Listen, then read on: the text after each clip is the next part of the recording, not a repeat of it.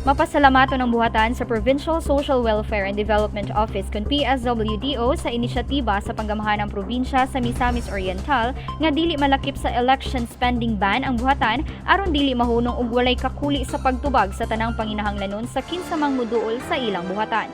Ang PSWDO among gidang opisina na naghatag nagatulol sa mao nga mga ayuda sa atong katauhan diri sa probinsya sa Misamis Oriental.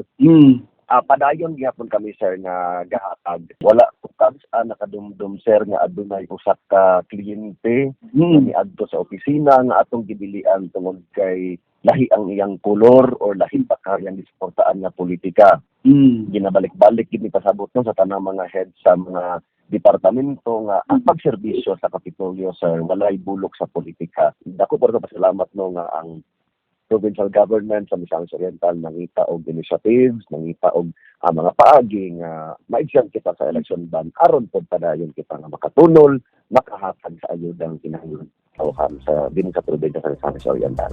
Gipahibalo sab sa PSWDO nga niadtong bulan sa Marso lakip sa mga serbisyong nahatag na mao ang supplemental feeding sa kabarangayan nga dunay 4,374 ka kabataan ang napakaon samtang mikabat sa 3,448 ka mga lola ug lolo o mga senior citizens ang natunulan sa mga food packs ug adult meal class.